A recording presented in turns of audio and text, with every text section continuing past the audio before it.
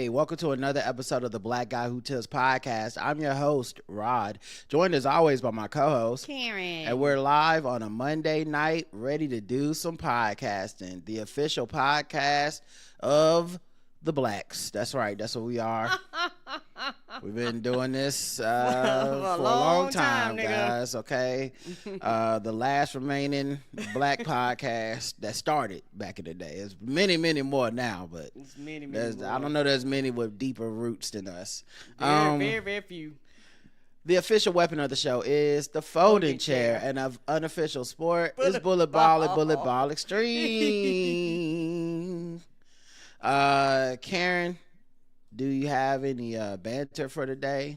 I do. Also, I'm hearing sound over there. I do not know. I keep turning this. You're supposed to be professional. I don't know what's happening to you over there lately. I don't know either. I turned it down and I didn't turn it back up because we recorded last night. I turned the shit off. I'm sorry, y'all. Is it fixed now or is it still? It's fixed now. 1, Okay. 2, 3, 4.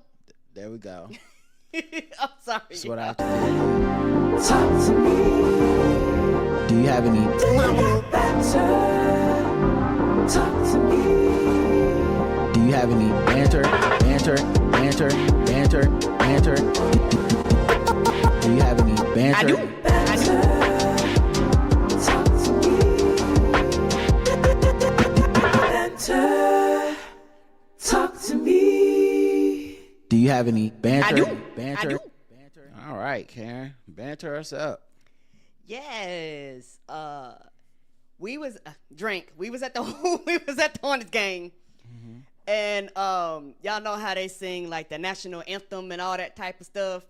And when they doing that, a lot of times they kind of focus on like the players and they kind of with the cameras, like with the cameras, they go all around like, you know, with the people there. And I don't know why, but one of the cameramans caught a little boy. He had to be really young, probably about 6 or 7.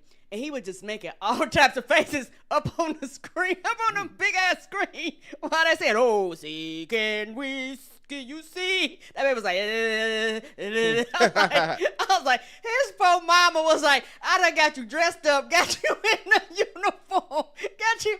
I had to be here at 4 o'clock to make sure your ass didn't miss your slot." And I got to look up at the screen and you making faces. Was that the kids that were part of the like Boy Scouts that time we were there? Okay. Yeah, it was hilarious. The national anthem is the best. Because I love the national anthem at the game, not because I'm patriotic, but you have stuff like what Karen said, you know, where people are, you know, they're going around showing people on camera doing stuff. But I like it when it's a terrible person or a really great person. Yeah, we've seen both. I don't want to even say the worst one we saw because, you know, people listen to this show and it was very black. It was a black night, a very black night. At those that know.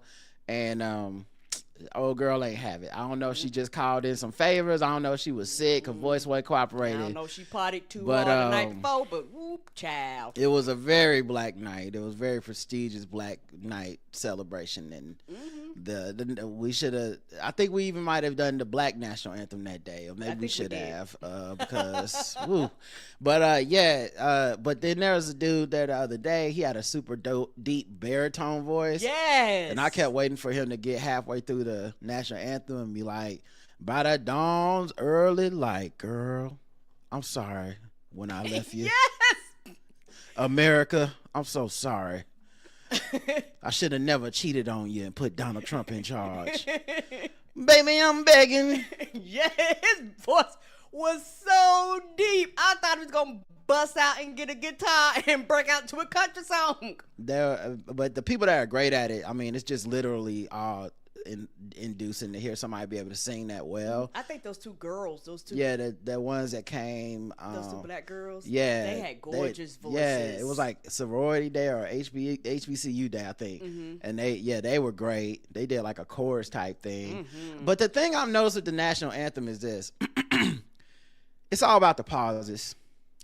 And I did not realize that different people, depending on who's singing and their breath control and all that stuff, they do it all over the place. It is not consistent. It's all about the pauses. This is what makes the greats great, and it's what makes it yours. Because I always thought, like, it's the national anthem. You sing it like you learned in school. Oh, say, can you see by the dawn's early light or whatever. But like singers be really, really, really. Yeah, they do runs and everything. Taking liberties with these pauses. It's really insane. It'd be a 5-minute song. You'd be like, goddamn. It's like I know the comma's not in there. I've read it myself. There's but like this, I can look up on the board right there. That's not what that says. Like it's just different people. Like, you know, oh, say, can you see? And I've seen people go like, oh, say, can you see? Yeah. I'm like, what? What's happening here? But the dawn. I'm like, this is not even the same song. No, you done remix. It is hilarious. I'm like you, Roger. I look forward to it because you don't ever know what you're gonna get, and then you have people from different nationalities singing it, and they put that little twist on it. It is hilarious. I've seen the one like, and then the most egregious people are to me aren't even singers. It's the people that use their instruments. Cause they be doing stuff you can't get away with your voice. Yeah. They know that if you were using your voice, we'd be like, just finish the song. But they'll do like a long repeated note. And so while for somebody else, you know, it's like, "What so proudly we held," but then like a saxophonist will be like, "What's so proudly we held," and then run it back like, "What's so proudly we held? What's so proudly we held? What's so proudly? What's so proudly?" I'm like, "Oh, okay, all right, buddy. Do that we want to watch the game too, right? When it's like an electric guitar, not electric guitar, yeah. But we saw electric guitar before, but they'll do it. Violins is another country music guy. Yeah. Like I do love it. It's just to get 41 of these a season. Yeah, and I like a little variety. I prefer. You gonna get the variety. Yeah, I prefer to see bad ones better than good ones, but they, you know, it's about equal. It is. But bad ones are just more epic because then everybody has that moment of like, is we allowed to laugh at this? And then also, you know who's fake as fuck, because when it's a bad one, people still wait till you get to that end. And they still do the woo part near the end where it's like, whoa. And I'm like, this one didn't deserve no woo. It did not just, no. Let's just get this over with. Let them have great shame. No one make eye contact with them. They knew they were bad. As they leave the court, let's all just agree to look what? away. I'll be like, where is the Sandman? No one needs to confuse this lady into thinking that was good. None of us need to encourage this. We don't need her to run it back. She don't need to go to like her kids' basketball game and ask to sing. We need to just all agree this was bad. Don't be whoa like no. They wait. It's right before. Y'all know the part I'm talking about. It's right before. It's like the land of the free, and it's whoa. And the home. I'm like, no. Like you betrayed the rest of the crowd with that bullshit. Child, the only time you was gonna woo was that little girl that was out there singing her heart out because her parent was like, baby, you can accomplish anything. And that baby was terrible. It's okay if you 5 and you terrible. I'm a woo. You could get the woo because that takes a lot of guts. It does. But you a grown ass person and you terrible. You knew you was terrible before you left the house. Why you do that to the rest of us? Right. You knew you couldn't sing. Male ladybugs are either super secure or totally red pilled. I don't know which. It's one of the two. They either real cool with being called male ladybugs, like, yeah, dude, it's just a name. Or they like, man, the problem with these females, first of all, I don't know which one it is, but that's all. We just did for those of you that are premium, we did a lip smacking good. So it's on Patreon. Yep, it's on the premium RSS feeds. It's on our website. All behind the paywall. Get over there and listen to us talk about that food. Yes, and we had went to this place where we got some waffles, and I've realized that I like my waffles like black people like they fish and chicken hard because fried hard. You mean? Hard, just hard. Like fried hard, yes. But you know how people just go hard, fried hard. But because we went to a place and I was like, I wanted a harder waffle, but I guess it was kind of my fault too, 'cause I didn't know. We reviewed the place on the Lip Smacking Good, but before y'all get to on Karen's side here, just want to let y'all know she ordered a carrot cake waffle. It was a special, right? But at least I ordered a waffle at the waffle place because I wasn't gonna do that. Someone's quite defensive. Someone's quite defensive already. Interesting. Cause you know me, I be ordering off the wall shit. You be like, they don't even specialize in this, Karen. I would have ordered the carrot cake waffle myself. Karen ordered it, so I was like, cool. I'll order something different. But the thing is, guys, when you take a chance like that, yeah, you do. Cause sometimes carrot cake not a dry cake. It's a real moist, wet cake. We've all had carrot cake. To make the carrots go down, it's one of the softest cakes. Like nobody want a dry ass carrot cake. No, trust you do not. So the waffle mix was a more moister, I don't know what they would have had to do to make that a crispy waffle without burning it. Because it's just the heat you need to crisp up carrot cake and the heat required to keep it edible, I think those Venn diagrams barely touch. they don't go hand in hand. I also had a waffle myself, y'all. It was red velvet flavor, and guess what? Crisp to the motherfucker. It was fine. Crispy. So I don't think it was the waffle place. I think it was that, trying to be different. This is the price of, they say fashion is murder or something like that. This is the price of trying to be different. But also, I do it because sometimes you get a hit. I know. You don't want to feel like you got to justify and be defensive. I'm just letting people know before they hop out and be like, yeah, making soft ass waffles. Fuck wrong with this place. I just want y'all to know it wasn't the normal waffle order. No. It was the special trick waffle of the month, which probably won't be coming back, I'm guessing. I'm guessing. Karen can't be the only one that's experienced the carrot cake softness and was like, what is this shit? Ain't that the truth? I was like, nope. But I didn't really like the place because I don't like being served waffles unless it's gonna be some violence involved. It doesn't feel the same, it's too much. Waffle House, they get it just right, Mm-hmm. If you go in there to order some waffles, you might see somebody get shot or stabbed. That's what I need. And that not being present in the restaurant, it made me feel like they don't take their waffles serious enough. That nobody is in there no one behind the counter look like they could throw hands. They all look like normal people. No, they could not throw hands. They go to jobs and be happy and get along with people. Good team players. Yes, yeah. Everyone knows I'm famously a huge slut for the fall weather. Oh, it's my favorite season. I know you don't like it. That's why it's more for me. But that transition from winter into spring is a close second. Close second. Like, we going through it right now. It's a little herky-jerky because we're doing a lot of 90 degrees, 20 degrees, 90 degrees, 40 degrees. This is how people get sick because they don't know what to properly wear. You walk out in the morning, you're frost, and in the afternoon, you're about to pass out. That is what I feel, even though I think about that a lot. And I don't know that that's scientifically sound. I just feel like that's something that we've decided is true. I don't know. I don't know if that's scientifically sound either, but that's something I've been told since I've been a kid. Yeah, I've seen articles that say that's not true, but I'm like, I don't know. I feel like that's what's happening to me when I get sick. And I've caught colds. I'm like, oh, why I wear a t-shirt knowing it was AC in here? I'm going to get a cold anyway. But yeah, I really think this is an underrated time of year because, wake up in the morning, it's 60 degrees. By the nighttime, it's 80 degrees. That's a good, I went for a walk today. Oh, I was so sore on my walk, though. I've been doing this lower body exercises. My glutes are killing me. Shout out to the IG models. Y'all, I see why y'all do the BBLs because, this ain't it. Oh, my God. But anyway, yeah, I love this time of the season. It's not really a season, but it's the transition of seasons. Mm-hmm. And it's only going to be a month at most, probably. Yeah, and then you'll get them scorching 90 and 100s. Yeah, but this is my second favorite time of year. Is that, the sun is out now because we moved an hour back or whatever. And I love it being out longer in the afternoon, yes. Yeah, so I love this winter transition season.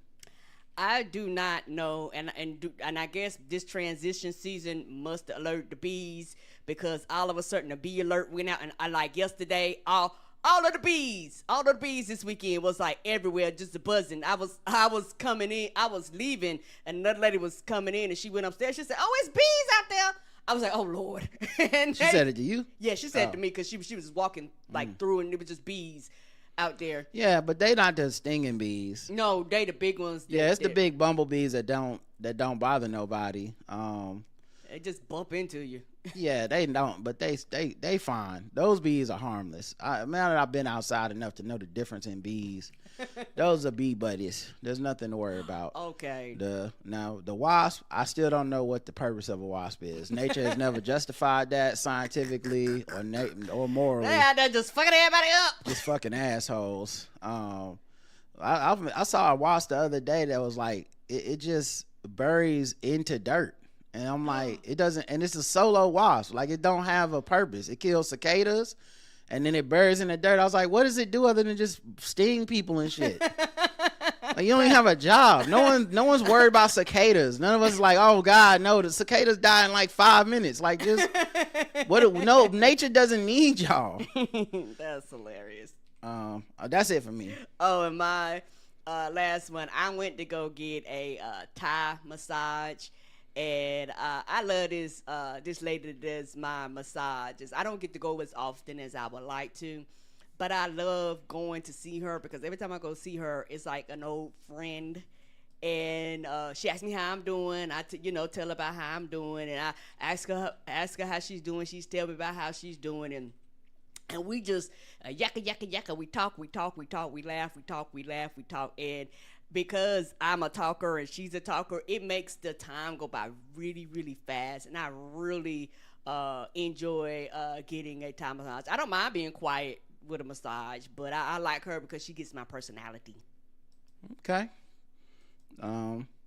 That was just a little journaling. Mm-hmm, little journaling for that one. All right. I was like, where's the joke? Oh, no. It was no joke. It was that was one of them observational ones. Sometimes I do jokes, but I was just saying that I just like it because, if you're a type of person that loves to talk, a lot of times those places are very quiet, and which I understand because most people come there to kind of relax and chill and all that type of stuff. So I get it.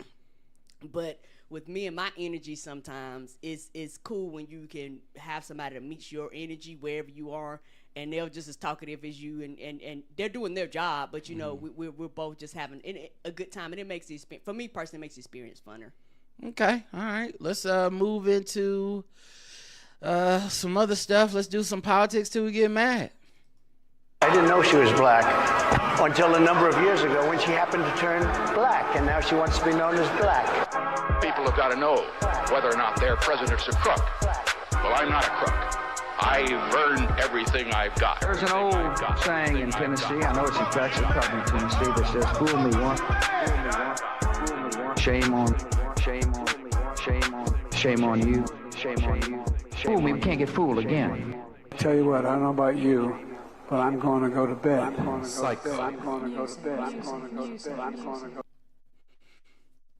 U.S. worldwide caution alert issued for Americans everywhere because all this shit that Trump doing in the Middle East. So basically, if you an American and you anywhere in the world, be cautious. Security alert. What does that mean? I don't know. Who knows? They said follow the guidance and security alerts issued by the nearest U.S. embassy or consulate. Periodic airspace closures may cause travel disruptions. U.S. diplomatic facilities, including outside the Middle East, have been targeted. Groups supportive of Iran may target other U.S. interests overseas. And I feel like whether they have specific intel or not, this feels more like a just cover your ass thing for Trump and the administration. Like, we done kicked the hornet's nest. What are we waiting for now? Because we're not going to do anything to actually protect anyone. But when something does happen, we're just going to be like, hey, we told you.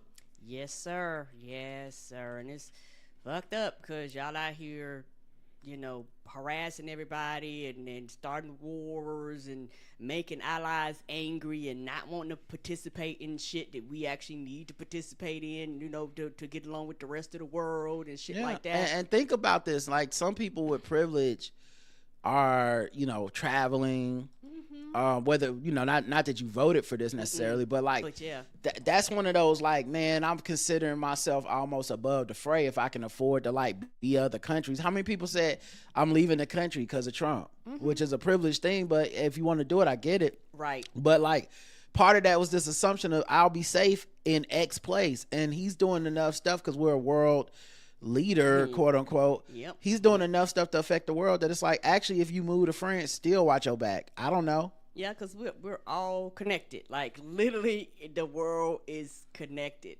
Right. And so it's just one of those things to where, you know, and I get people, I won't leave the country, but a lot of times, no matter where you go, America has impacted in some way, shape, form, or fashion, or have some influence in some way, shape, form, or fashion, or have some connection in some way, shape, form, or fashion, most of the places in the world.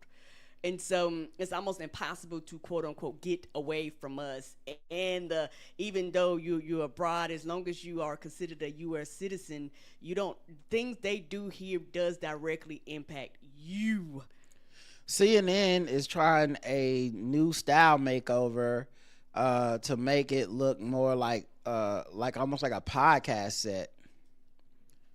All these companies, you know, your CBS's, your CNNs, they get bought by these conservative leaning people who say the problem with our news is that it's too much to the left, which many people on the left will tell you, no, that's not a problem. It's not to the left enough, but they'll say it's too much to the left, and we can get like Fox News viewership if we just get a little more conservative, get more conservative viewpoints, and then they get taken over from a top-down style, and the ratings continue to go down. The people don't come back, and you turn off the people that were barely holding on, who are like, it's liberal enough. At least they have some basis in fact, but I'm not watching Scott Jennings for the 97th time this week, so I'm out. Right. And then it's like, we gotta. The answer is always more to the right, and also it's stylistic changes such as let's make Jake Tapper's setup look like he's hanging out with Joe Rogan instead of a news anchor. Yeah, so this is a screenshot of what the set looks like with these, like, it look like a podcast. Look at the back of our walls, you know, like what you would think. And the thing that's so crazy about media, this happened with Pat McAfee too, going to ESPN.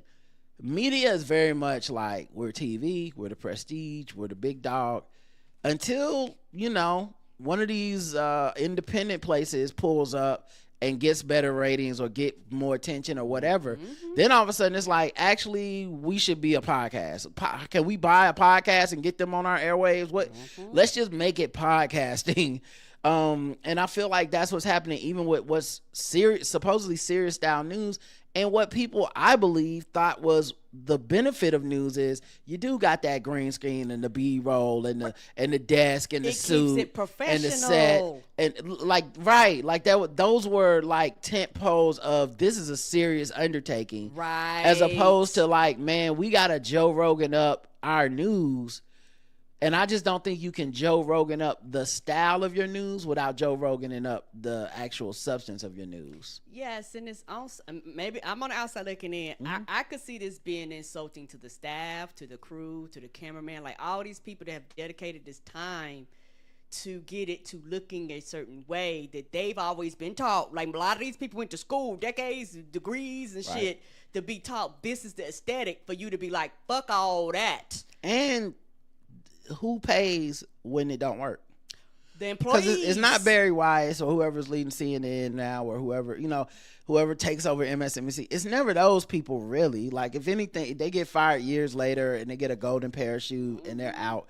But it's always a bunch of layoffs and people paying for these bad decisions that are only making things worse, and it become a self-fulfilling prophecy. People will not take this news seriously because you're not taking it seriously anymore either. Right, and it's also, like you say, it's something about, maybe it's just me, it's something about that flat desk and the paper or the computer or laptop or tablet or whatever it is.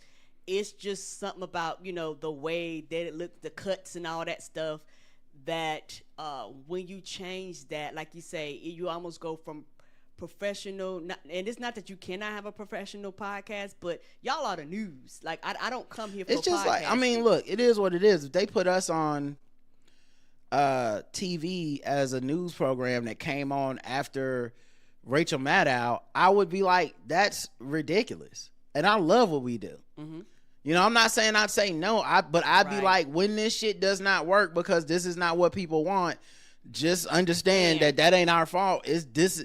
And if people do want this, that says something about people and about news and what has been done to it. Like, this is a very loose format. This, and so even putting the stylings of something like this on top of the news, to me, is a degradation of what the product used to be. Agreed. Robert Mueller, who did the Mueller report, died at the age of 81. Trump fumes. I'm glad he's dead.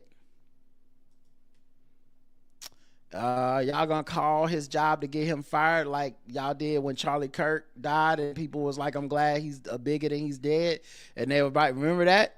Have we all forgotten? It wasn't that long ago. They was getting professors fired and fucking people that work at Whole Foods fired. They was harassing motherfuckers and shit. And they was like, we would never. See, this is the problem with Democrats and liberals online. They just did it. Meanwhile, this guy did this for Rob Reiner, and he's now done it for Mueller, and he's your leader, and y'all don't call this shit out. With all the decorum and the fake calls for peace and unity and civility that happened after he was when that person attempted to assassinate him, and they started acting like the rhetoric on the left has led to this. Meanwhile, this man is literally talking about jailing journalists, having people charged with treason, attacking people as traitors, talking about the death penalty for traitors to people he doesn't like. And in this case, Robert Mueller dies, and he's going, Robert Mueller just died. Good. I'm glad he's dead. He can no longer hurt innocent people. President Donald J. Trump. When the motherfucking day comes, bitch, when the day comes and the streets are full of people dancing, I don't want to hear shit. I don't want to hear shit, dog. If we ever get fortunate enough to wake up on the day that this motherfucker is not here, I do not want to. I'm gonna be using his own words. That's because doing the Charlie Kirk. Don't ask me for shit, dog. I'm not a turn the other cheek motherfucker. That's not me. So, like, and it's going to be a lot more people like that, man. This motherfucker is unpopular and a terrible bigot, and you put him in charge. And the only thing that you mask his motherfucking horrible behavior with is the office of president. An office he don't respect, but I'm supposed to. He does not respect it. Oh, no, you can't talk about the president like that. This motherfucker talk crazy like he not the president. Yeah, he does. Fuck that and fuck him. Okay, well, that is... That's definitely the end of the segment. I would. Let's see. Maybe we do something else. Okay. I was definitely mad. Let's do some black capitalism. How about that? Why am I finding a hard time finding this? What did I save it as? We'll just do this one. There we go. Black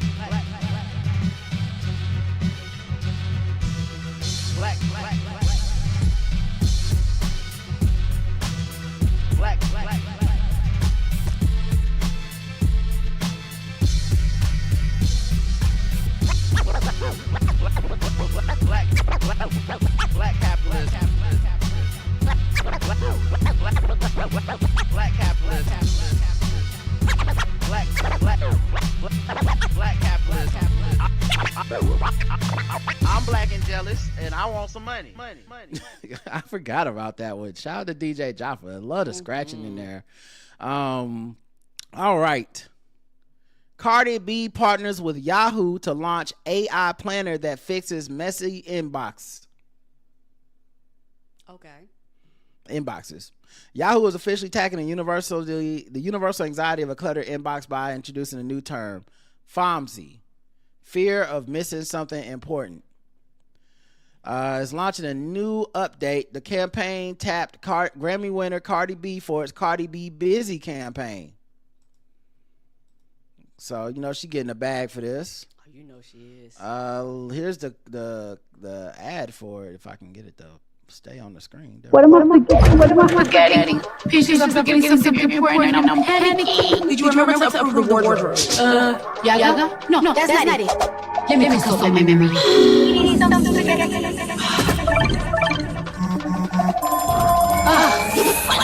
Are you good? C, fear of missing something important. But please, I got you. Use Yahoo Mail. The new planner feature finds important tasks and events in your inbox and brings them all together. That way, nothing gets missed and everything stays organized. I almost forgot. I was planning to laugh at all my haters, And that is so important. Yahoo! All right. Shout out to Cardi B for getting a bag. Hilarious and adorable. The other thing I want to show, I would put out there, that's one of those uses of AI that I think a lot of people would not be upset by because it's not generative. Yes, and it's assisting. It's not necessarily answering your emails for you, although I know some do that, but organizing and saying, like, it's more like automation, you know? Yes, and automation. I mean, it could be taking a job away, I guess, because it was a bit redundant. She has an assistant who's literally in the that's their job in the thing, but you would almost be better off showing the assistant using it, but then you wouldn't, then Cardi's barely in the commercial anyway. But yeah, I think like that's a more of an ethical AI thing that's less like bothersome. Now, how you may feel about this shit reading your emails, hopefully you can turn it off or whatever if you don't like that. But yeah, shout out to Cardi B for that. In other black capitalist news, 50 Cent. What about him? 50 Cent secures a $100 million Planet Hollywood deal to turn Times Square into a celebrity-filled playground. He gonna get a bag. I mean, it is what it is. Oh, he always gonna get a bag. Might not be a good guy, but he's going to always find a way to get to the money. And don't give a fuck about what none of y'all think about him. Y'all can talk shit about him to his grave. He gonna be like, but bitch, I got this money. The Queens native has teamed up with Planet Hollywood boss Robert Earl to launch PH Live inside the brand's flagship New York City location. The concept is not just another club because the space is built to host everything from surprise performances to movie premieres to high-profile private events. So whether it's music, film, or sports venues, designed to keep energy high and unpredictable. So we'll see who they get to come through as part of it, because I'm assuming it's going to be like Erykah Badu one night only or something, but to make it like pop off. Or, it's 50 Cent could just be whack. Like, it could just be you show up and it's like, DJ Akademiks. I hate this place. You never know. Any celebrity can show up. It's just Jagged Edge over and over.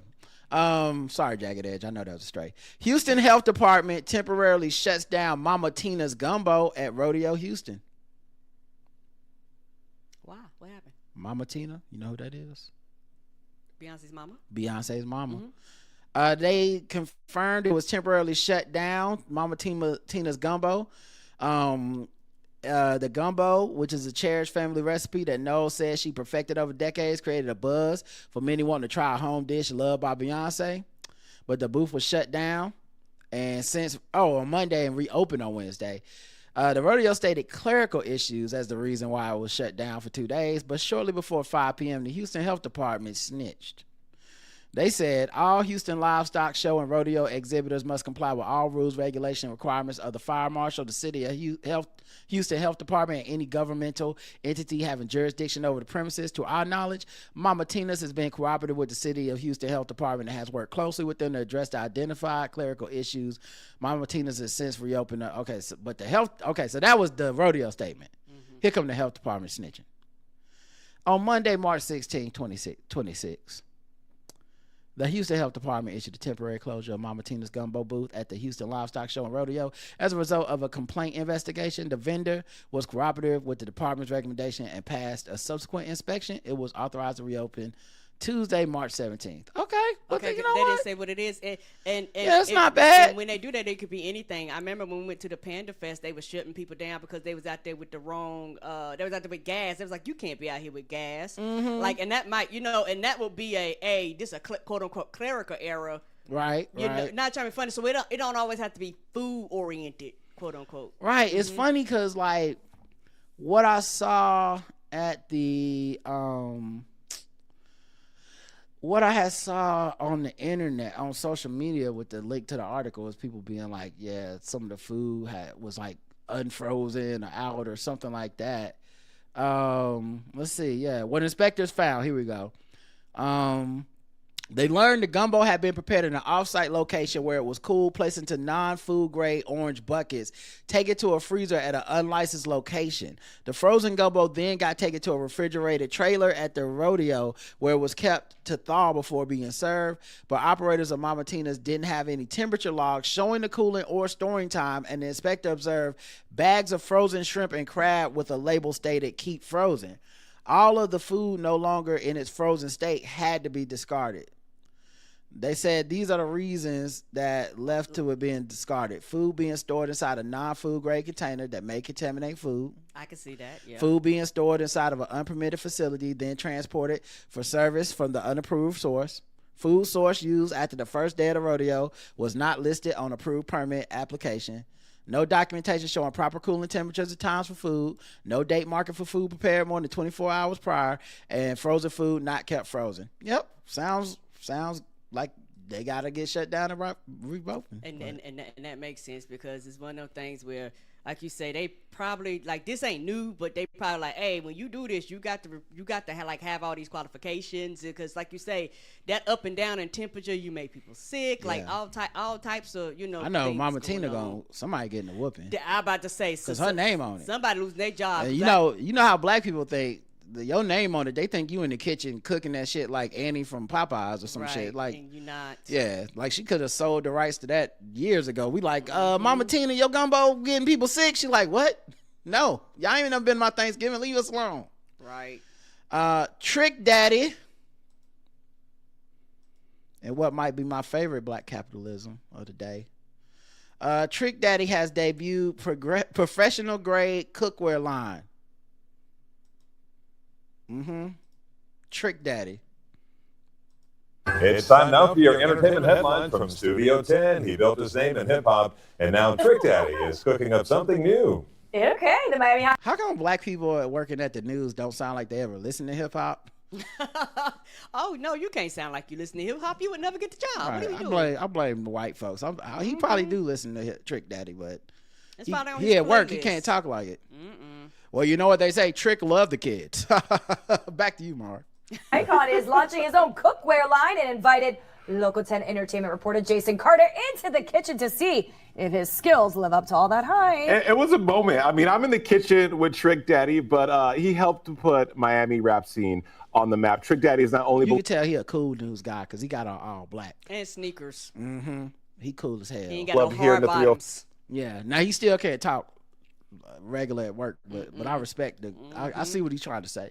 But across the world, and as we close out Black History Month, we headed into the kitchen. Trick Daddy for Black History. Oh Lord, this is gonna be fucking with black people. With a rapper who is launching his own line of cookware. Yes, you guys, cookware. We talk music, business, and legacy, all while being shown how to make the perfect scrambled eggs. Pick it up. The wait is over. That's right. The wait is over. He's the self-proclaimed mayor of... It's kind of bad they showing these. He ain't had a hit since he looked like this. He has not so had it's like a hit. all these... It's like the Foreman grill. It's like, yeah, it's a different Foreman. But in the Foreman grill, they weren't showing us hit highlights from when he was like in the 1970s.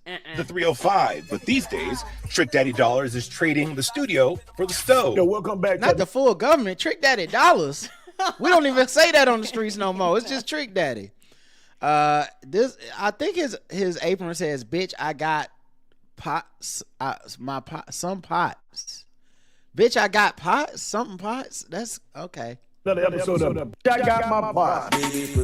Oh, my pots. Bitch, I got my pots. Wow, I did not know he was doing that.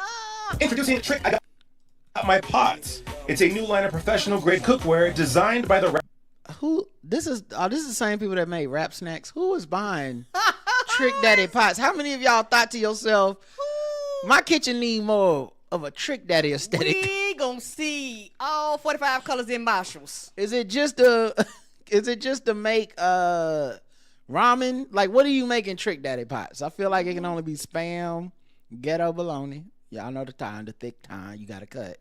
Of course, cocaine. You gotta get baking soda. No. Rapper himself. They on sale right now. TrickDaddyPots.com. He says it's not just about celebrity branding, it's all about durability. Trick Daddy Pots and Pans, man. First of all, you are an iconic rapper. Uh-huh. And now you have a kitchenwares line. I mean, what? I'm trying to trick the women. Local 10 headed into the kitchen. You said I'm trying to trick the women. You know they had to cut to the B-roll footage and voiceover because whatever he said after I'm trying to trick the women, not okay for the air. I know it was something real sexist and misogynistic. Somebody in the chat room said they gonna have no limit noodles. Said no limit noodles in the Trick Daddy pot. Yes. Where Trick put his money where his mouth is, and also taught me how to make what he professes is the world's best scrambled eggs. See how you put that wood? See, that's that wrist, man. See, I learned that from the streets, the way I scramble these eggs. This is street, man. Let me get that real quick. I can't. I don't see no salt, no pepper, no paprika, no. I burn cereal. Not like that. Oh, wait, okay. From heavy bottom pots to nonstick skillets, perfect for the morning scramble, the line comes complete with everything you need to handle business. All dressed. Egg is the simplest thing to cook without fucking it up. I see a hustler when I look at Trick Daddy. He was like, "Oh, what can we make? Eggs. We ain't making nothing. What we gonna do? What's in the recipe? Eggs. That's it. And then y'all gotta get the fuck out my house. I can't cook nothing else." An eye-catching pastel blue. Yeah, the pot's in. Good ceramic. It's a pivot that makes sense. With his Sunday's eatery. But what would have been better though if they would have really went in there and it was full Martha Stewart Trick Daddy where he was like, and also I have a pot roast in the oven. I knew. That would have been hilarious. Oh, are those my biscuits? Right. You smelling my apple pie? Well, yeah, right. Oh, you know what? These collard greens gonna take it to the house. Already a Miami staple, the hardware was the next natural step. So he has a restaurant called Sundays. Y'all be eating at Trick Daddy restaurant? Is it good? Is it good? Yeah, anybody that's tried it, I don't know. It's not my fault that he be saying crazy shit on these podcasts that make me be like, this man a businessman? Yes, and on TV shows and shit. All right. And his growing culinary empire.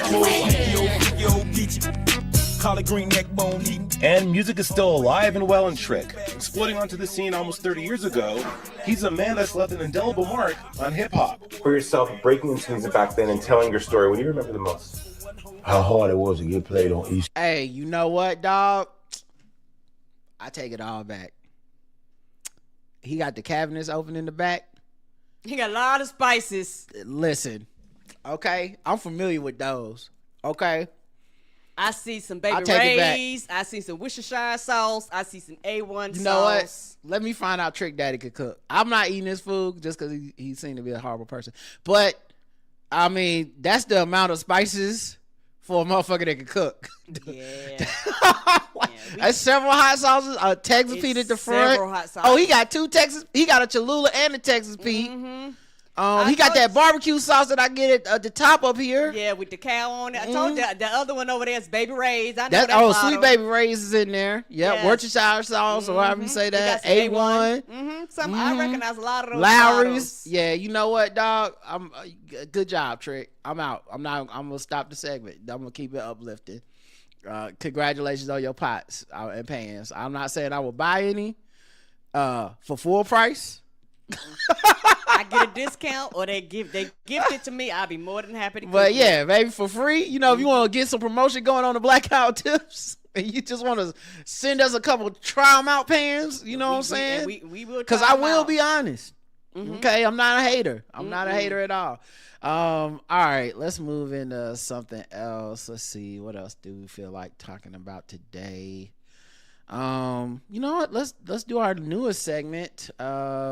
Black folks business. Okay. This thing right here that you're about to witness is not for everyone. It's black folks business. This is black folks business. Don't worry about me. I'm grown. This is black folks business. Mind your own. This is black folks business. Don't worry about me.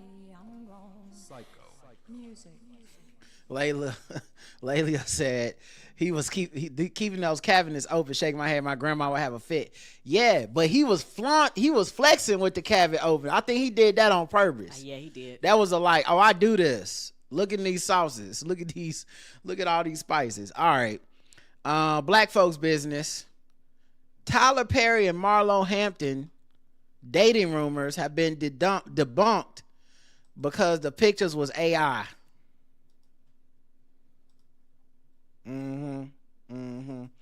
There was pictures going around on social media, and I saw them too, and it was not just him with Marlo Hampton, like, oh, that's a nice picture. It was like straight up, like they was about to fuck in the middle of a restaurant pictures. I was like, whoa. No. It's like I don't think Tyler gets down like this. I don't think so either. Like that.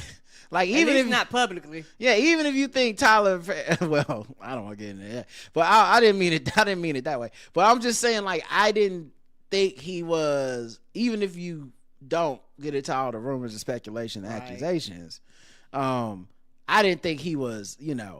Pick a woman up by the waist, kiss her on the face in front of people. Yeah, I don't think he is. And so, like, this was the picture that went around. Tyler Perry spotted with new girlfriend, and then turns out.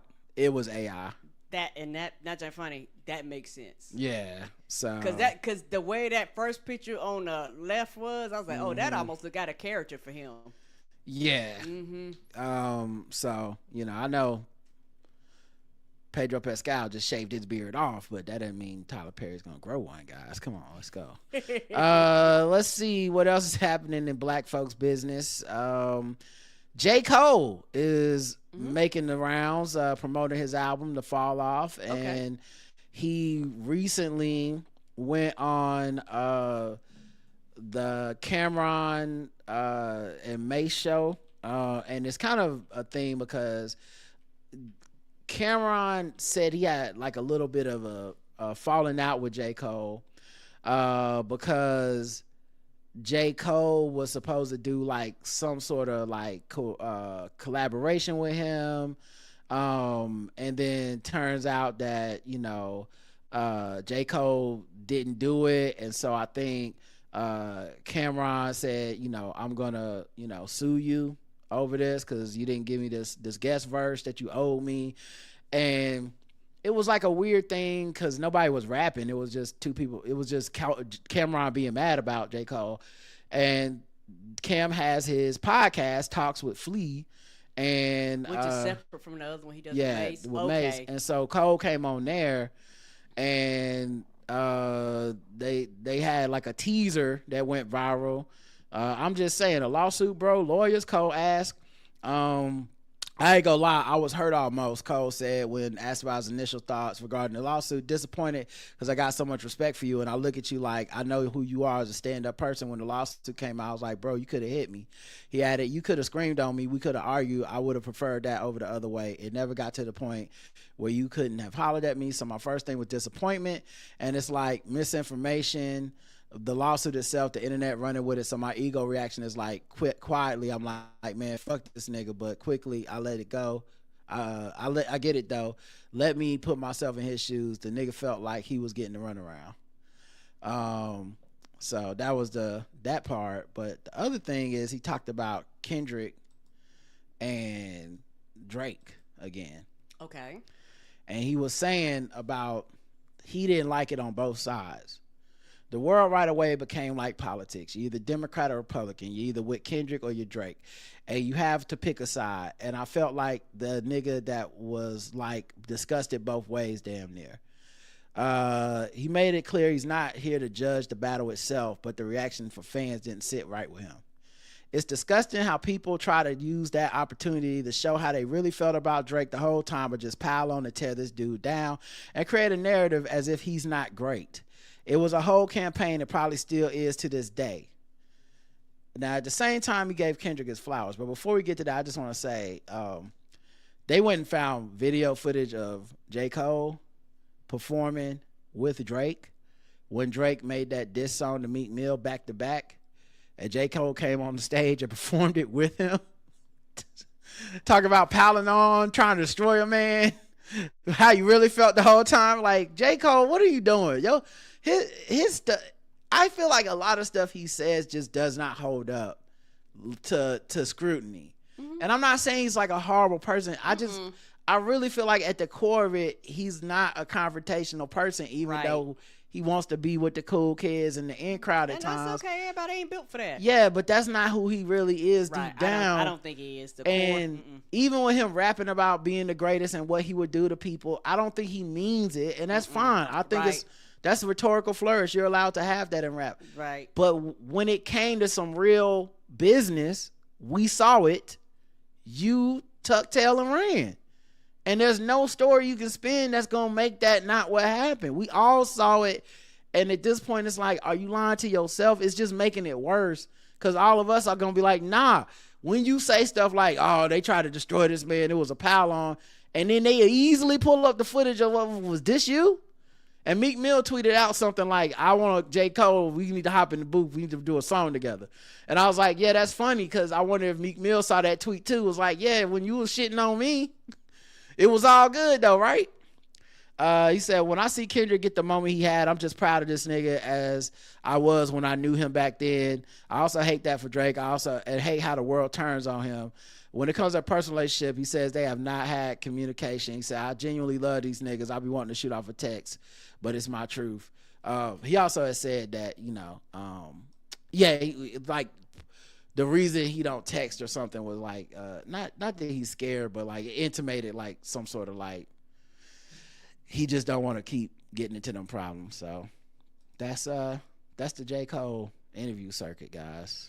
I don't know why. Was anybody? I mean, I guess people are. You know what? That's not fair. Was anybody asking? Yes, Cameron was asking. A lot of people are interested. I just feel like if you're not gonna say what's really happening, then what's the point? Yeah, I'm not. Yeah. If we're not really gonna be truthful, nothing funny. I don't care. So Mero, formerly of Deezus and Mero, has his own radio show on Hot 97 now. Yes. And apparently DJ Akademiks,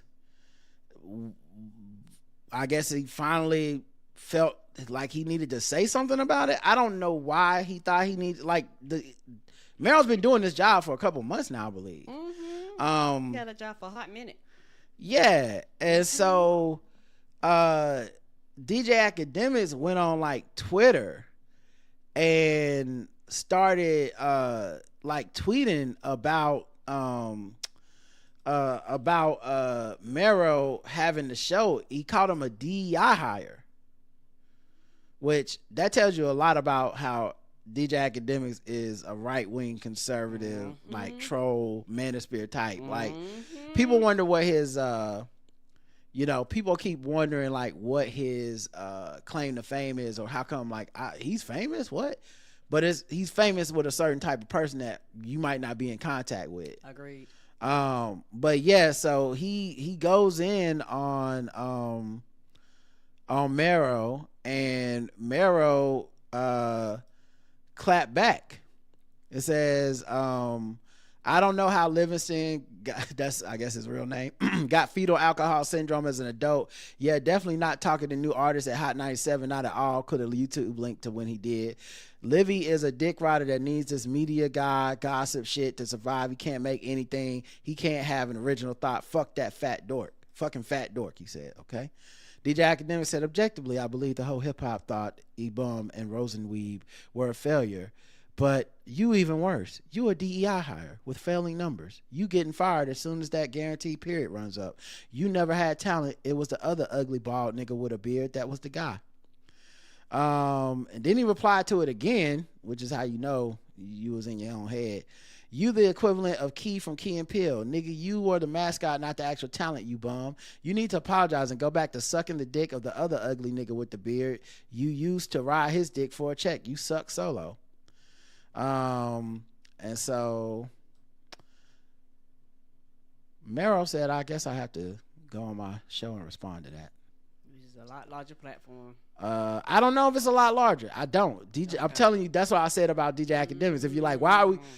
Where he's big is probably not where you look, but he is a big deal to a lot of people. No, I'm talking about Mero. I know. Okay. I'm saying you're going Hot 97 is a bigger platform than what DJ Akademiks have. I'm saying I'm not sure it is. Yeah. You see what I'm saying? Yeah. It's like, I don't. Audience you reach. Yes. Yeah, I can't tell you how big a deal Andrew Tate is, but he's a huge fucking deal. But in my life, he's no deal. Right. So it's just easy for me to be like, Andrew Tate, shut the fuck up. Yeah, it's almost like who's your targeted audience. Right. Yes, I'm with you on that one. Yes. But this is what some of what he said. Oh, Queens, y'all, man. You want to get a little. Listen, YouTube, internet. You know what I'm saying? I'm going to say this one time and one time only because, like I said, I'm a father of 4 biological sons and daughters. But there's a lot of sons out there that are not mine. You know what I'm saying? I don't claim you. You're not on my taxes. You're not a dependent, bro. But you depend on me to survive. Because if you don't say my name out your stupid fat mouth, you got no motion.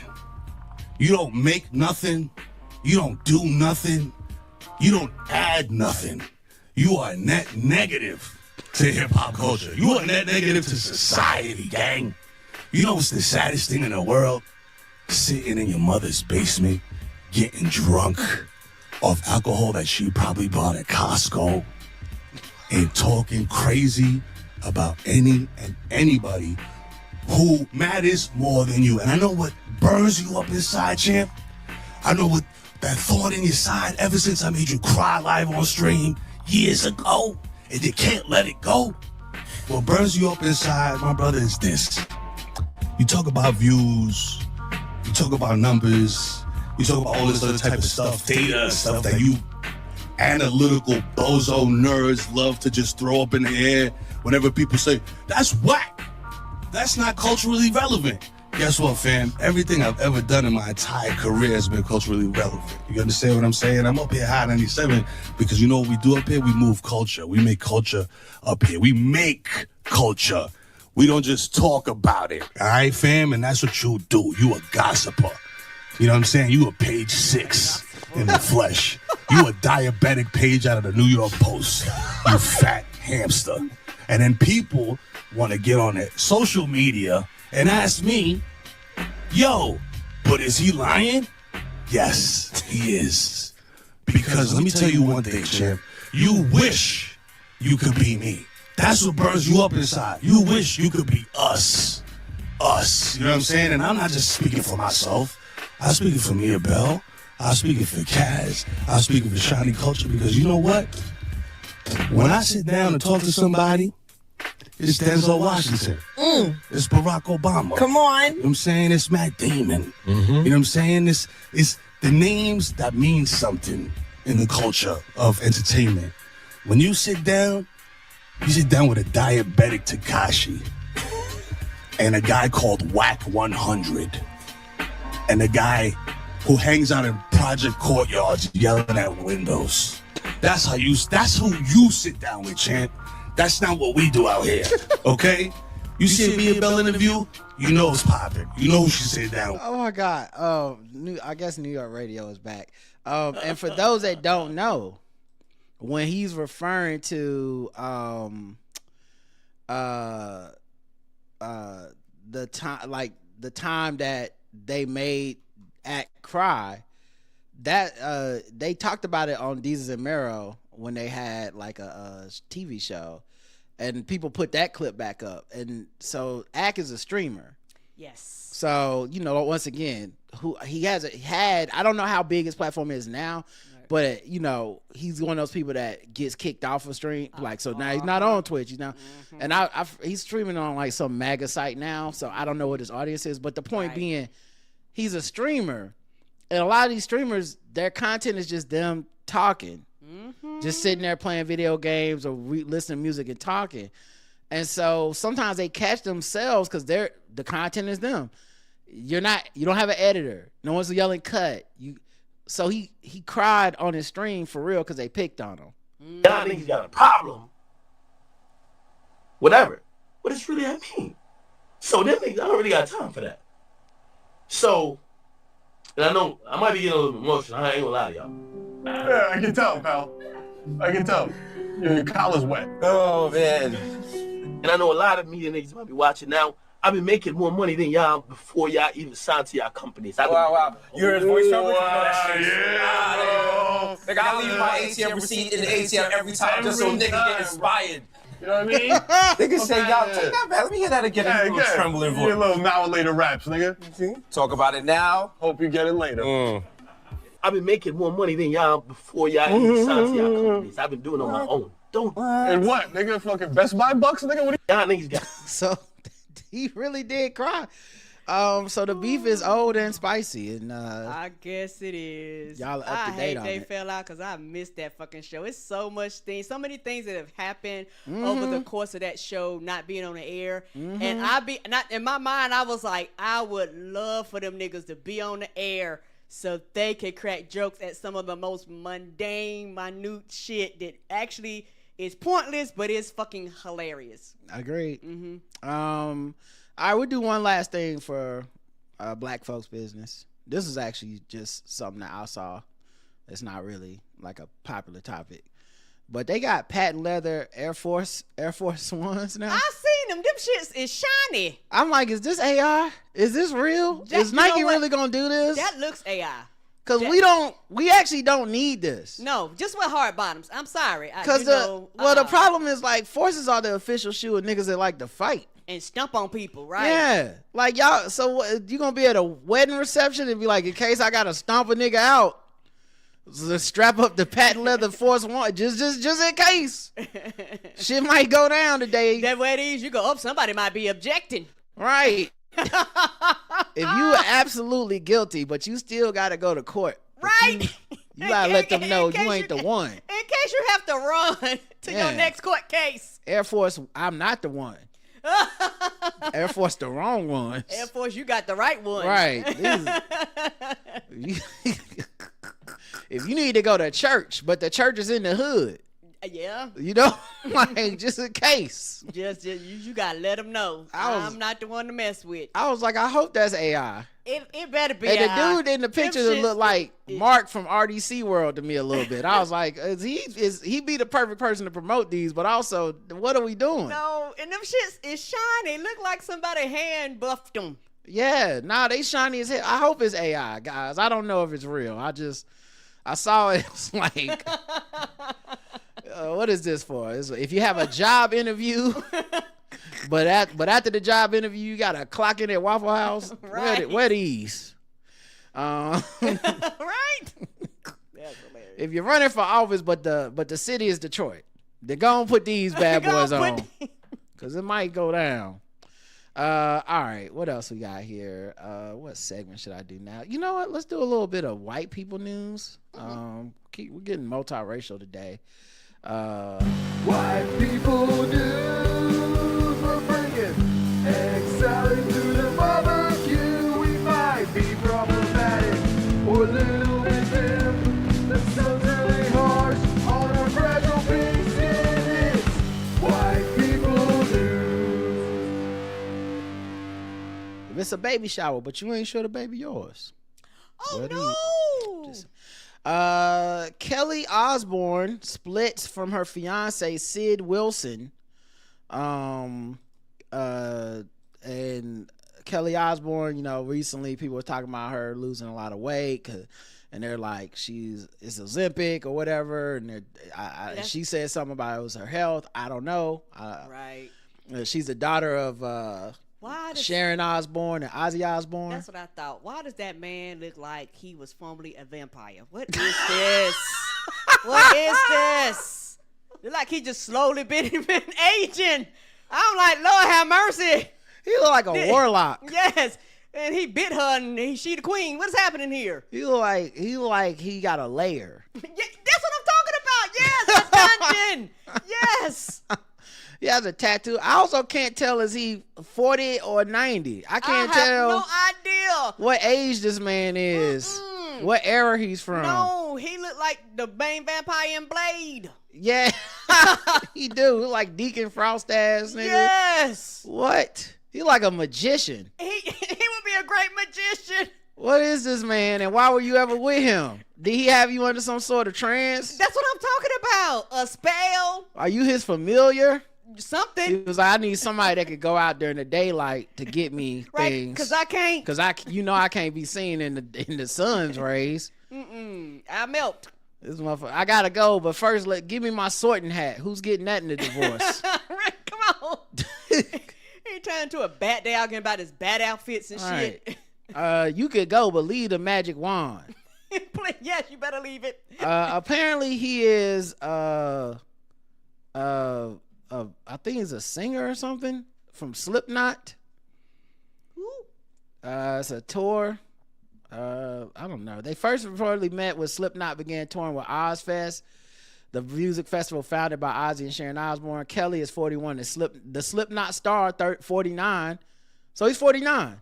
Okay, that you can't tell me this man is not from Transylvania, 1882. That's what I'm talking about. This man has seen some things. That man is 1,000 years old. Get out my face. He caused the First World War the Great War. Yeah, he did.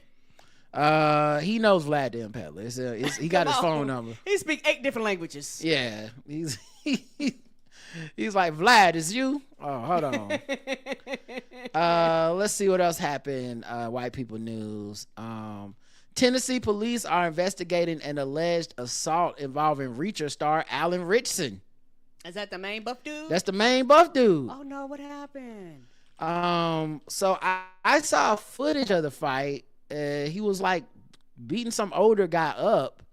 And TMZ did talk to the guy who got beat up, and the guy claims he had Richardson was speeding through the neighborhood on his motorcycle. He does it all the time, and he's like, we all have footage from our like Ring doorbell cameras that he be doing this shit. So I told him to slow down and gave him a middle finger, and then he got off and returned the middle finger, and then he started walking towards me, so I pushed him twice, and then the last time he beat my ass. I mean, dog, don't you watch the TV shows, my nigga? Like, how the fuck have you been? Reacher don't start it, but he always finishes it. You leave that man can speed out he want to. Yeah, like it was like I saw it. The privilege. This is definitely white people news. The privilege that think you can do and not expect any confrontation whatsoever. I mean, and the thing is though, because because people like Alan Ritchson and he's a very seemed like a good guy. Mm-hmm. People are automatically defending him, but I'm like, you a brave soul if you was like, man, you speeding through my neighborhood, kids could be walking through here, you could hurt somebody. Fuck it, I'ma stand up to him. You a brave motherfucker, because I would have just called the police and minded my business. Mm-hmm. I'm like, he doing 35 and 25 again. Right, and then had to stick your middle finger up at him too, and that's probably what made him mad. Right. Mm-hmm. I'm not saying Alan Richardson is right if that's the case and he beat his ass, but I'm saying it's very predictable. Oh, he is. Oh my God, he is dropping them Fifth Ward bees on this old man. You know what? I bet you from now on they'll just call the police on him. Damn. You know it's an asshole when you gotta pull your pants up. That's the worst kind. I've been in those fights before, where you get beat up and then you be like, "Hold on, my belt decided it didn't want none of this." Damn. Then Alan Richardson almost fucked his own bike up, trying to pick it up. This fight is very white coded by the way that they decided by the Queen's rules. He lost and that was the end. Mm-hmm. Nobody jogging to the house to get a gun or nothing. Mm-mm. He's probably like, "You're a jerk, buddy. Get out of here. You're a real jerk for beating me up. Brown. You pal, you're barking up the wrong tree." You know that's what he told him. You know who I am? Okay, I give to the police union or something. Right, them homes I look humongous. And those his kids with him on the bikes? Who knows? It was like some little kids behind them. That's a role model. Somebody gives you the middle finger, you whoop they motherfucking ass, and then you get back to speeding through the neighborhood. Because the rest of them kids ain't yours. Your kids got helmets and bikes. They gonna be fine. They gonna be just They fine. the ones that hit kids, not that get hit by kids. Right? Do you know what my daddy is? But yeah, Alan Richardson apparently out here crossing the line. Whooping people ass in character and out of character, apparently. Jack reaching across the aisles. Yeah, he is. Frosty the Snowman voice actor Jackie Vernon exposed by son for having 3 secret families. What? Oh, damn. What is this, 1952? I mean, Frosty the Snowman, yes. I think that would be 1952 or something, right? Wasn't that a long time ago, Frosty the Snowman? Yeah, no, I'm about to say people with multiple families. I'm saying, you trying to make a joke, but I'm saying it's not a joke. That's when it was happening. Okay, I'm with you. He could have secret families back then. Yes, you could. Yes, you could, because I was like, child, my family members had secret families, and we didn't know the people died. So what is this? More like Frosty the Hoe Man.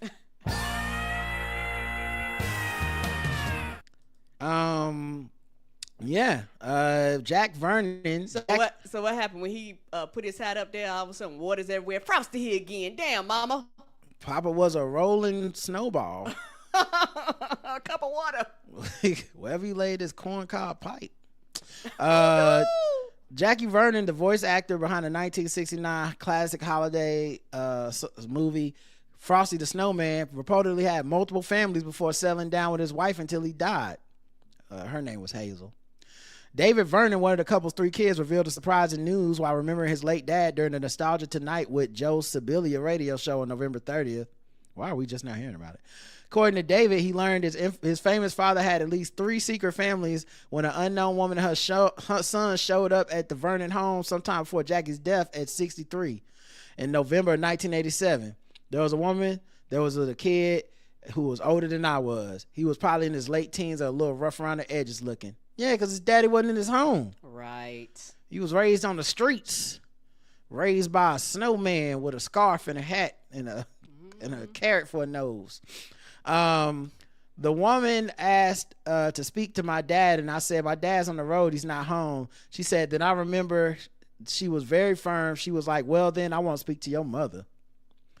Woo, studio audience. After Hazel came to the door, the woman dropped the bombshell revelation regarding Jackie's other marriages and families. So my mom came, and I guess she assessed that situation was right away. But my mom told me to go upstairs. She talked to her. I heard a somewhat heated conversation going on. Then a couple minutes later, they left. So I had to know, ask my mom who was that, and it finally came out that before our family, my dad had married at least 3 other times, which I was kind of shocked to find out. Did he divorce him or they just stay married? They all shared the same name. Oh, damn. So it came out that his father had several other sons before his marriage to Hazel, and they all shared the same name. From these marriages, he had sons, all of them named Ralph, after himself, after his original name, Ralph Roan.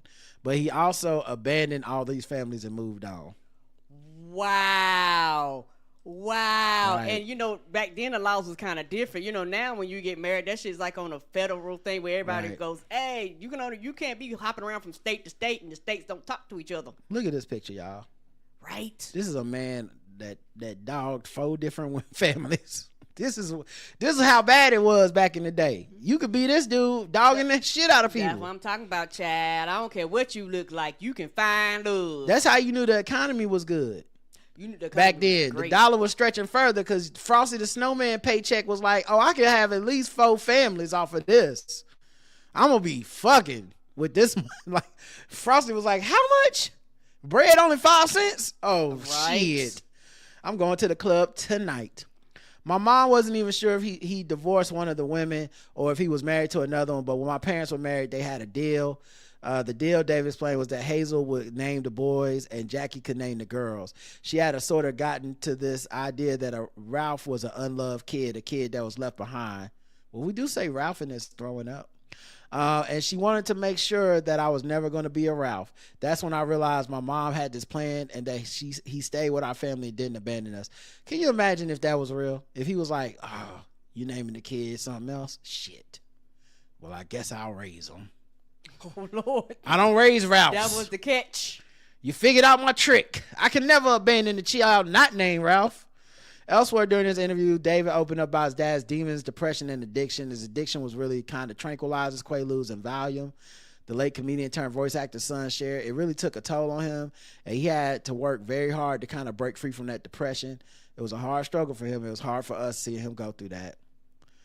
But yeah, he ended up being Frosty the Snowman and the sequel, 1976 Frosty's Winter Wonderland. I don't remember that. Back then, movies made a lot of money. One of the last Christmases, and I wonder if that went to the theater or the TV, I wonder. They probably made money off of both. I know, but I'm just saying, I wonder, was it a TV event? Because I've always thought of Frosty the Snowman as a TV event, but I'm not as old as when it came out. Yeah, so it may have went to the theater. So I wonder if it went to theaters first, because I never thought of like people taking their kids to see Frosty Snowman in theater, but it makes sense. But yeah, one of the last Christmases that my dad was around, we all watched it together. He was so proud of it. I enjoyed it. He laughed at it. He was so happy he had done it, and it became a very warm spot in his heart. I love seeing that for him. Even though my dad did so many other things, he worked with Judy Garland, Bette Midler, Frank Sinatra. It was the one thing people really remembered him for. Newer generations found it. He really embraced it. He accepted that that was something he was going to be remembered for, and he loved it. Oh, isn't that nice? In white people news, we learn about a deadbeat dad that they take care of his motherfucking kids, and we're like, oh, Frosty, good for you. He accepted it by the end after he got off the Quaaludes. What happened to that family left in the cold? I don't know. We don't know. Hopefully they found a snowman with a warm heart. Last thing, well, yeah, I'll say last thing for this one. Chappell Roan. I know who that chick is. Some people weren't getting it. Chappell Roan apologizes after footballer Gorgino says singer security left daughter in tears. So this has been big on my social media. Okay. So it seems that her security allegedly pushed this, like not push, but like a little girl wanted to get like a autograph, and they left the 11-year-old in tears in front of, I think, the mom. So yeah, he claimed on Saturday his daughter had walked past Roan in the Sao Paulo hotel to check if it was really her before being confronted by the pop star security team. In a post on social media site Instagram, Gorgino described it as a very upsetting situation and said his daughter was extremely shaken and cried a lot. On Sunday, Roan posted a video to Instagram criticizing the security guard at the center of the incident and apologizing to the mother and child. The worst part is that his daughter, didn't even approach her, read Georgina's original post. She simply walked past the singer's table, looked to confirm if it was her, smiled, and went back to sit with her mom. She didn't say anything, didn't ask for anything. What happened next was completely disproportionate. A large security guard came over to their table while they were still having breakfast, began speaking in an extremely aggressive manner to both my wife and my daughter, saying she shouldn't allow my daughter to disrespect or harass other people. He even said he would file a complaint against them with the hotel we were in, while my 11-year-old daughter was sitting there in tears. Roan said in a video post, "I'm just going to tell my half of the story of what happened today with the mother and child who were involved with a security guard who is not part of my personal security team. I didn't even see a woman and a child. No one came up to me. No one bothered me. I was just sitting at breakfast in my hotel, and I think these people were staying at the hotel as well. I did not ask security to go up and talk to this mother and child. I did not. They did not come up to me. They weren't doing anything. It's unfair for security to just assume that someone doesn't have good intentions when they have no reason to believe that because no action was even taken. I do not hate people who are fans of my music. I do not hate children. This is crazy. I'm sorry to the mother and child. Sorry someone was assuming something, and that if you felt uncomfortable, that makes me really sad. You did not deserve that." Gorgino, a former Italy international who moved to play in his native Brazil last summer, added that as a footballer, he lived with public exposure and therefore understood the importance of respect and boundaries. So he's like, you don't try to pull that. You don't know what it's like for famous people because I'm famous. And I would never have somebody do that. So the mayor also criticized the American singer on social media, announcing he would not let the 28-year-old perform at Todo Mundo no Rio, a series of international music mega shows promoted by the city of Rio de Janeiro. He said, "As long as I'm in charge of our city, this young lady will never perform at Todo Mundo no Rio. I doubt that Shakira would do that. By the way," you had to throw a little love for Shakira. "By the way, Gorgino, your little one is already a guest of honor from the organization in May." Damn, they mayor was like, damn, he's like, they standing on business down there. She did apologize. Now, the thing that's so crazy, though, Karen, is in our current climate, I saw a screenshot that was like, Chappell Roan deleted this first, and it was like her being like, people don't understand boundaries and blah, blah, blah. And when I read it, I was like, that's literally too fucked up to be true.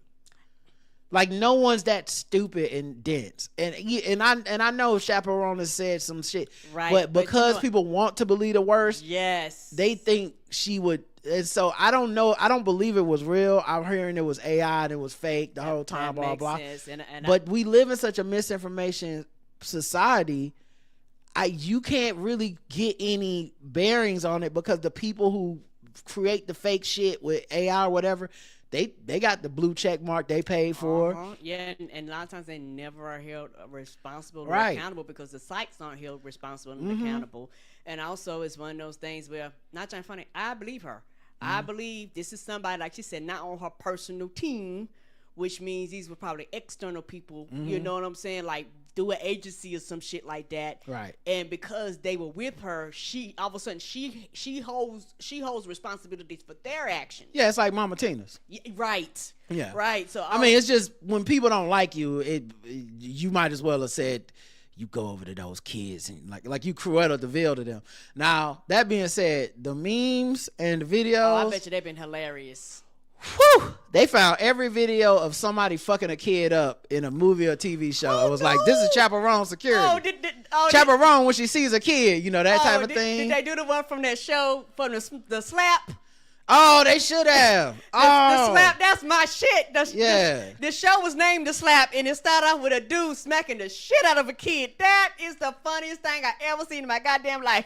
I don't even know if it had whole 6 episodes. This shit was hilarious. Man, them memes were hilarious. People are like, they went and found every time somebody fucked a kid up on Twitter, and I was just scrolling, watching them videos all day. I just searched for like media. What like this one says, little kid, my favorite animal is a fish, Chaperone. They got somebody shooting a gun at the water. Oh no! Shooting up fish. Oh no! So if Chaperone was a priest, somebody I guess dunking the baby. Oh no!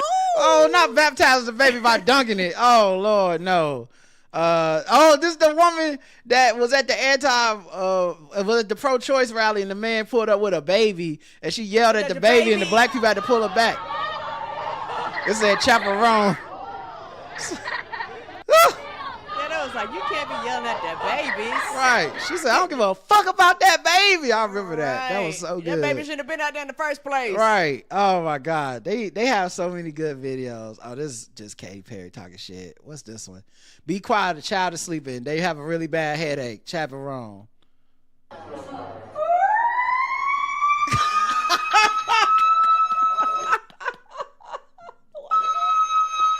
That's hilarious.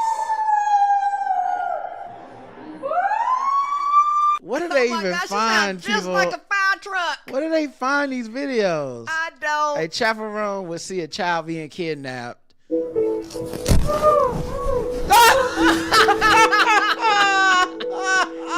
kept on walking.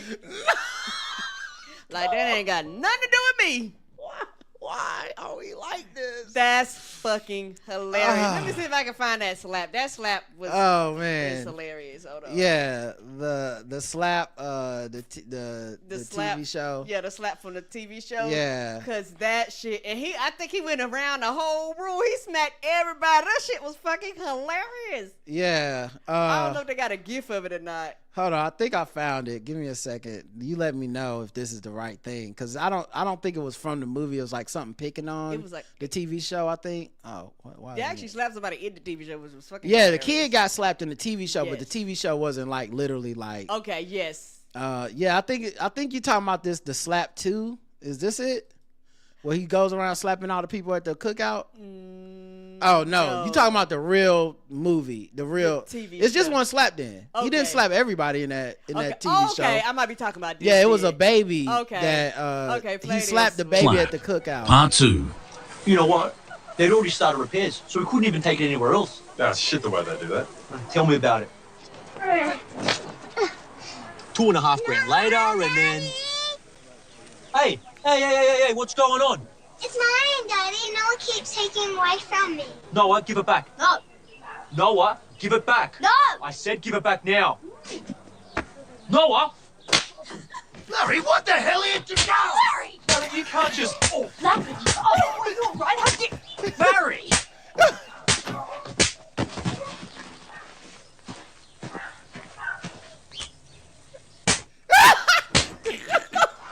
Kids ain't even bothering nobody. Righto. What's going on here?